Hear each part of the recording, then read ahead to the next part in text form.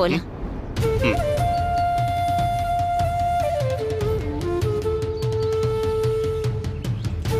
வாங்க வாங்க வாங்க. அம்மா அம்மா எப்படி இருக்காங்க தம்பி? இப்போ கொஞ்சம் பரவாயில்ல. டாக்டர் வந்திருக்காரு, உள்ள செக் பண்ணிட்டு இருக்காரு. ஓ, நீங்க உள்ள வாங்க.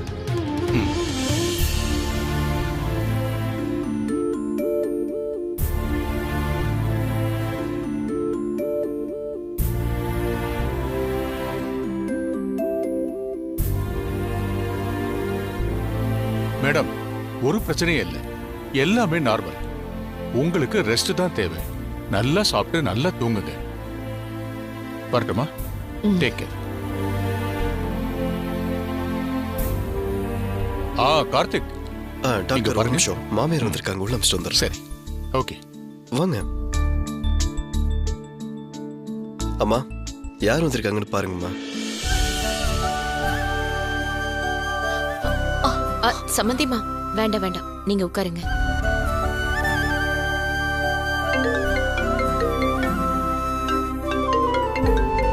சண்மதி இல்ல வரல. எப்படி இருக்கீங்க? டாக்டர் என்ன சொன்னாரு? அவரு உடம்புக்கு ஒண்ணு இல்லைன்னு தான் சொல்றாரு. ஆனா மனசுதான் தவியா தவிச்சிட்டு இருக்கு. என்ன மன்னிச்சிருங்க. என்னம்மா நீங்க? உங்க மன்னிப்பு கேட்கறதுக்கு நாங்க இங்க வந்தோம். வரும்போது கூட நான் மங்கைய திட்டிட்டு தான் வந்தேன். நீங்க அவகிட்ட எல்லா விஷயத்தையும் சொல்லியிருக்கீங்க. அவதான் ஏதோ நினைச்சுக்கிட்டு என்கிட்ட சொல்லவே இல்லை. கார்த்திக், அம்மா நான் போய் டாக்டர் அனுப்பிட்டு வந்துடுறேன்.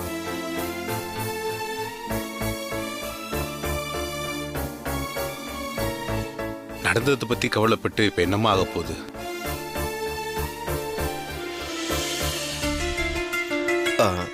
அம்மாவுக்கு எப்படி இருக்கு டாக்டர்? நான் உங்க ஃபேமிலி டாக்டர், உங்ககிட்ட பொய்யெல்லாம் சொல்லக்கூடாது. ஆக்சுவலா மேடத்துக்கு இன்னொரு ஆபரேஷன் பண்ணி ஆகணும். டாக்டர் உடனே பண்ணிடலாமா டாக்டர்? அதுக்கு மேடத்தோட உடம்பு ஒத்துழைக்கணுமே. என்ன சாப்பிடுறீங்க? பரவாயில்ல, அதெல்லாம் எதுவும் வேண்டாமா. நீங்க முதலா வந்திருக்கீங்க, ஏதாவது சாப்பிடுங்க. கார்த்திக், கார்த்திக். அம்மா, பார்க் கவுன்சில இருந்து ஒரு ஃபோன் வருது, நான் போய் பேசிட்டு வந்துடுறேன்.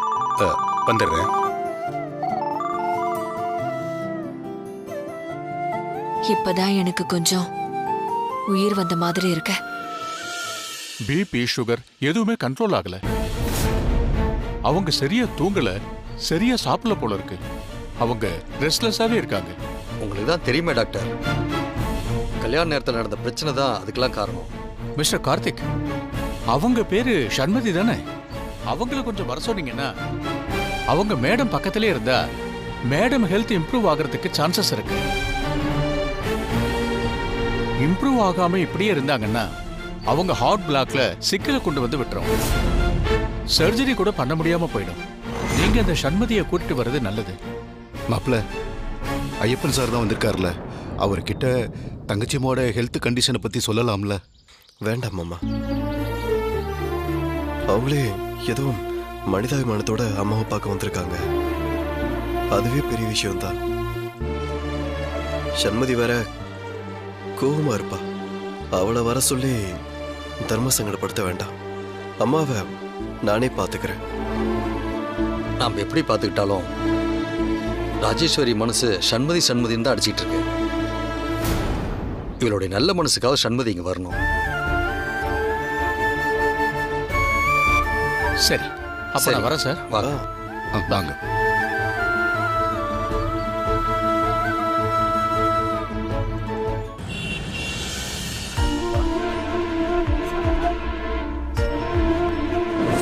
சண்மதி வேற கோபமா இருப்பா. அவளை வர சொல்லி தர்ம சங்கடப்படுத்த வேண்டாம்.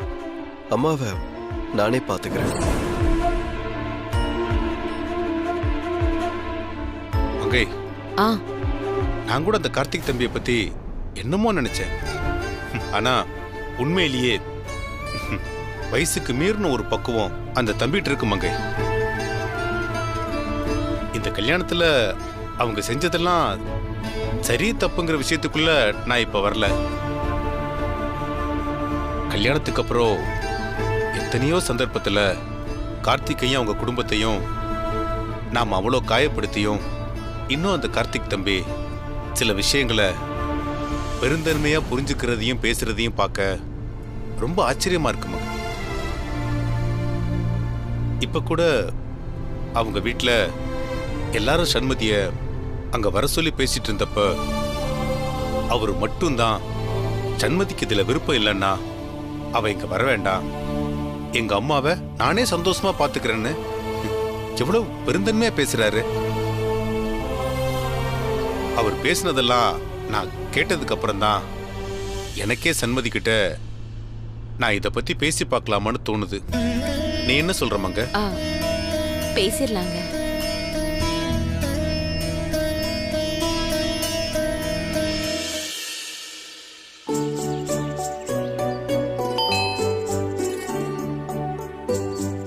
தம்பி லாண்டரி துணி கொண்டு வந்திருக்கேன். பவானி, இந்த லாண்டரில இருந்து வந்திருக்காங்க பாரு.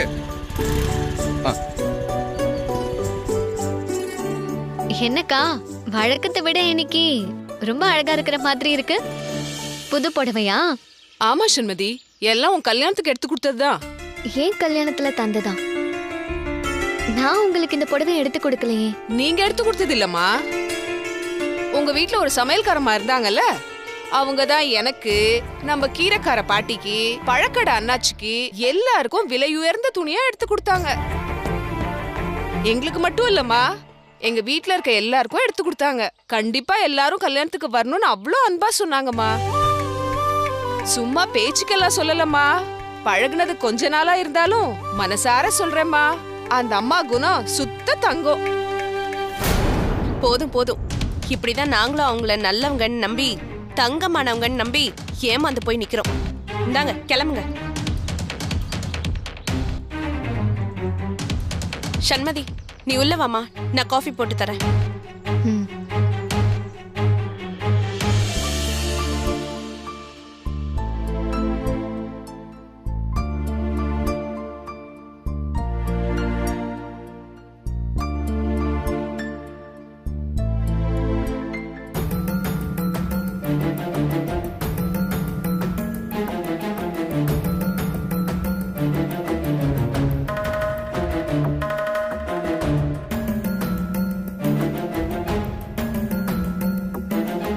மாமா, காஃபி எடுத்துட்டு வரட்டுமா?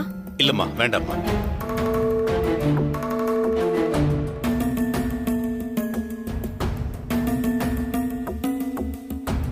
என்னன்னு கேளு. நீங்களே கேளுங்க, கேளுங்க.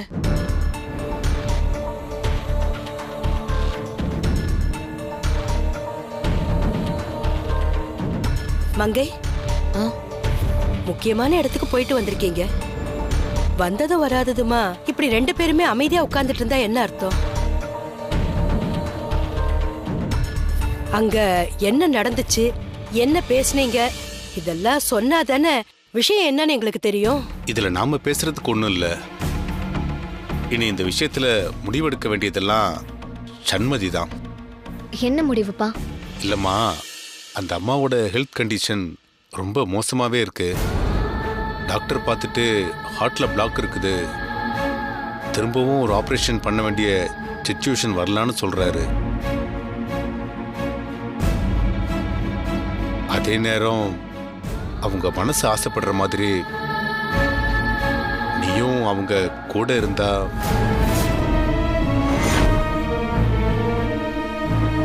கொஞ்சம் அவங்க ஹெல்த் பெட்டரா இருக்கும்னு சொல்றாங்க. இல்லப்பா, எனக்கு புரியல. நான் இப்படி அவங்க கூட இருக்க முடியும்? அதுவும் இல்லாம நம்மள ஏமாத்தின குடும்பம்ப்பா அவங்க. அவங்களுக்காக நான் ஏன் இதெல்லாம் பண்ணணும்? சண்மதி, தேவையில்லாம பிடிவாதம் பிடிக்காத. நீ என்ன சொன்னாலும் சரி, பழையபடி அந்த ராஜேஸ்வரி அம்மாவோட உடம்பு குணமாகிற வரைக்கும் நீ அந்த வீட்டுக்கு போய் அவங்க கூடவே இருந்து பாத்துக்கணும்னு நானும் அப்பாவும் ஆசைப்படுறோம். அப்பா, என்னது இது? அம்மா என்னென்னமோ சொல்லிட்டு இருக்காங்க. இப்போ நாங்க என்ன பேசி முடிவு பண்ணிருக்கோமோ அதைத்தாம அவளும் சொல்றா. அப்போ நீங்களும் அம்மா மாதிரி மனசு மாறிட்டீங்கல்ல. என் கழுத்துல தாலி கட்டினா அவன் தான் என் புருஷன் நீங்களும் நினைக்க ஆரம்பிச்சிட்டீங்கல்லப்பா. இந்த கல்யாணம் நடந்ததுனால கார்த்திக் கூட நீ சேர்ந்து வாழணும் வாழ வேண்டாங்கிற விஷயத்துக்குள்ளேயே நான் வரல. ஒரு மனிதாபிமான அடிப்படையில் அந்த அம்மா சீக்கிரம் குணமாகறதுக்காக அவங்க கூட போய் ஒரு துணையா இருந்தா நல்லா இருக்கும்னு தான் நான் இப்ப சொல்ல வர்றேன். நான் சொல்ல வேண்டியதை சொல்லிட்டேன், அதுக்கு மேல உன் இஷ்டமா.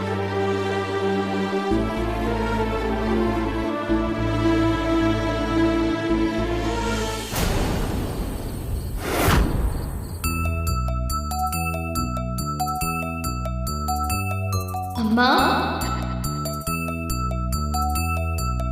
அம்மா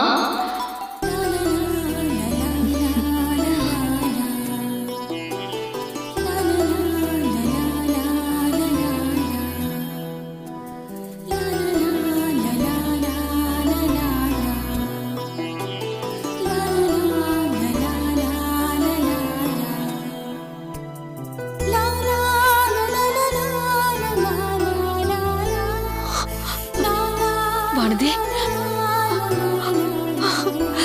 வானதி, என்னம்மா என்னாச்சுமா? ஏன் ஒரு மாதிரியா இருக்கீங்க? உடம்பு எதுவும் சரியில்லையா?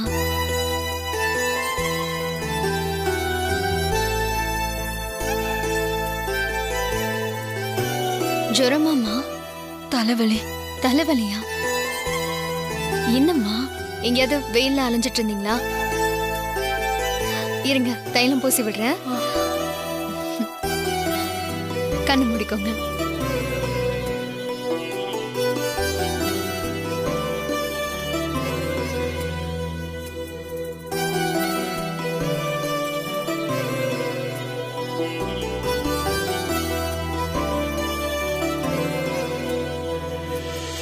உன் கைப்பட்டதும் எனக்கு தலைவலி போயிடுச்சு வானதே. அப்ப சரி, நீங்க கால் நீட்டி படுங்க, கால் வலியும் போயிடும். படுங்க.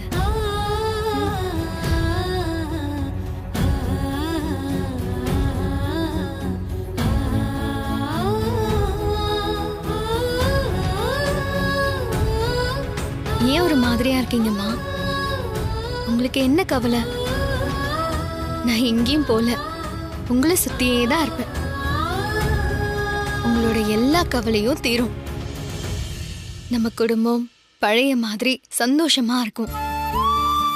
உங்களோட கம்பீரம், தைரியம் எல்லாமே திரும்ப வருமா. கவலைய விடுங்க. தேங்க்ஸ் வானதே.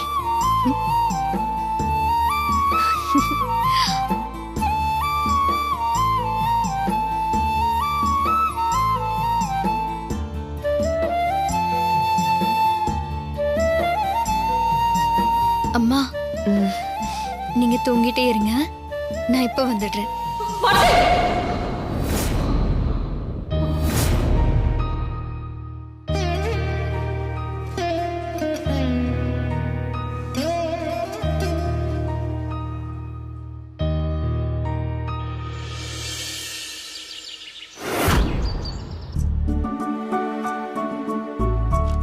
அப்பா, காஃபி. அம்மாடி ஸ்வேதா, அம்மா எந்திரிச்சிட்டாங்களா? நைட் அவங்க சரியா தூங்கலப்பா, அதனால இன்னும் அவங்க எழுந்திருச்சிருக்க மாட்டாங்க.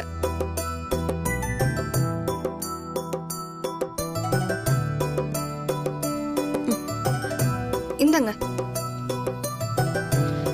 கார்த்திக்,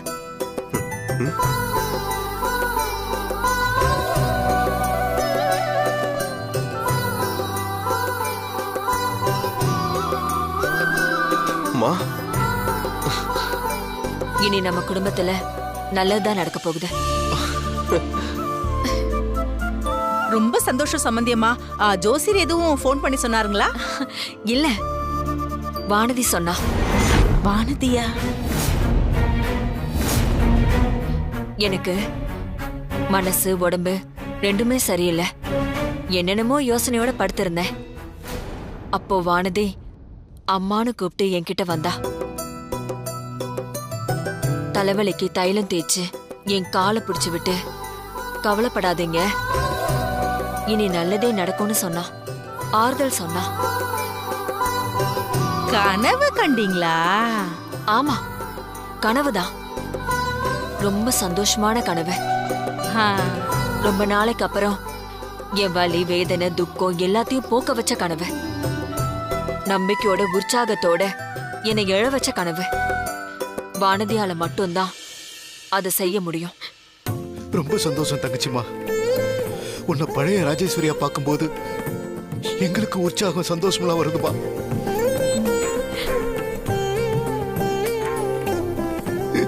வானதி,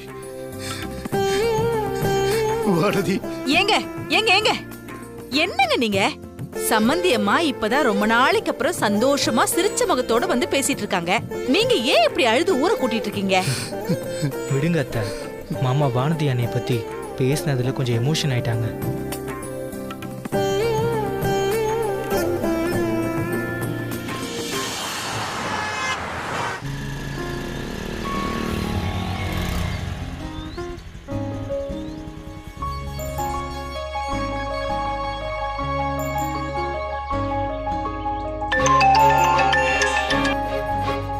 ஹலோ. ஹே, என்னடி லொகேஷன் அனுப்புன? நீ அனுப்புன லொகேஷனை ஃபாலோ பண்ணி வந்ததுக்கு அப்புறமும் இங்க எங்கன்னே தெரியல. இப்போ நீ எங்க இருக்க?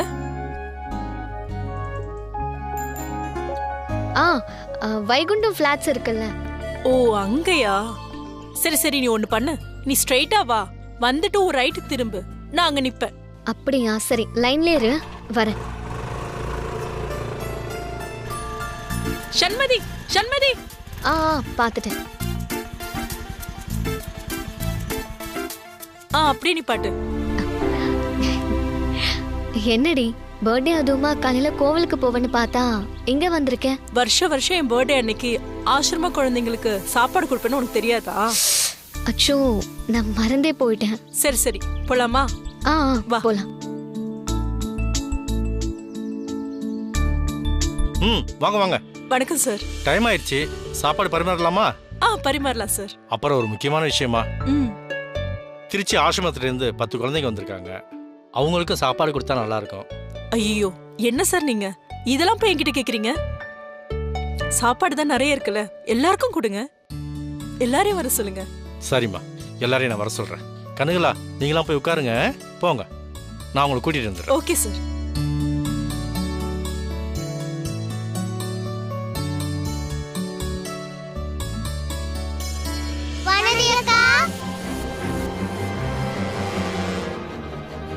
பசங்களா, மத்த குழந்தைங்களா உங்களுக்காக தான் வெயிட் பண்ணிட்டு இருப்பாங்க. நீங்க முதல்ல உள்ள போய் சாப்பிடுங்க, சரியா? அப்போ வானதி அக்கா? வானதி அக்கா வருவாங்க, நீங்க போங்க. அக்கா, நாங்க வரோம். நீங்களும் வந்து எங்க கூட உட்கார்ந்து சாப்பிடுங்க. அவங்க வருவாங்க, நீங்க போங்க. சரி. வாங்க, நீங்க வாங்கம்மா. வா போலாம். சண்மதி, உன் கூட கொஞ்சம் பேசணும், வா. என்கிட்ட என்ன பேசணும்? நீங்க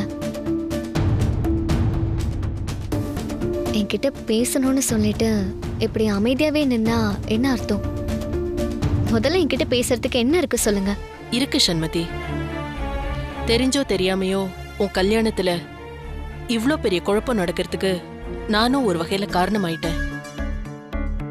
ஒருவேளை நான் குழந்தைங்களை கூப்பிட்டு வராம இருந்திருந்தா அன்னைக்கு நீ நல்லபடியா கல்யாணமாகி சந்தோஷமா இருந்திருப்பியோ என்னமோ. எங்க பாருங்க, நீங்க இப்படி வருத்தப்படுற அளவுக்கு எந்த தப்பும் நீங்க செய்யல. உண்மையை சொல்லணும்னா, அப்படி ஒரு குடும்பத்துல மாட்டிக்க இருந்த என்ன நீங்க தான் என்ன காப்பாத்திருக்கீங்க. நீங்க அன்னைக்கு கல்யாணத்துக்கு வரலனா கூட என்னைக்காவது ஒரு நாள் இதெல்லாம் எனக்கு தெரியதானே வந்திருக்கும். அது சீக்கிரமா தெரிஞ்சதுல எனக்கு சந்தோஷம்தான். அந்த அம்மாவும் பையனும் சேர்ந்து எப்படி எல்லாம் என்ன நடிச்சு ஏமாத்திருக்காங்க. இல்ல சண்மதி, உனக்கு இன்னும் அந்த அம்மாவை பத்தி சரியா தெரியலன்னு நினைக்கிறேன். அதனாலதான் நீ இப்படியெல்லாம் பேசுற. உன்னை அவங்க வீட்டை மருமகளை ஆக்கிக்கணும்னு நினைச்ச வழி வேணா தப்பா இருக்கலாம். ஆனா அவங்களோட நோக்கம் தப்பானது கிடையாது சண்மதி. இந்த உலகத்துல யாருக்குமே கெடுதல் நினைக்காம எல்லாருக்கும் நல்லது மட்டுமே நினைக்கிற ஆளுங்க ரொம்பவே கம்மி சண்மதி. அதுல அந்த ராஜேஸ்வரி அம்மா அப்படிப்பட்டவங்க தான். இத்தனை வருஷமா அவங்க சம்பாதிச்ச பணத்துல இருந்து எத்தனையோ பேருக்கு நிறைய தான தர்மம் எல்லாம் பண்ணிருக்காங்க. இப்ப நீ வந்திருக்கியே இந்த ஆசிரமம், இதே மாதிரி திருச்சியில இருக்கிற எங்களோட ஆசிரமம், இதோட மொத்த நிர்வாக செலவு, சாப்பாடு, குழந்தைங்களோட படிப்பு, இது எல்லாமே ராஜேஸ்வரி அம்மா தான் பாத்துக்கிறாங்க. எல்லாரும் நல்லா இருக்கணும்னு நினைச்ச அந்த அம்மா இப்ப எந்த நிலைமையில இருக்காங்கன்னு நான் சொல்லி உனக்கு தெரிய வேண்டியதில்லை சண்மதி.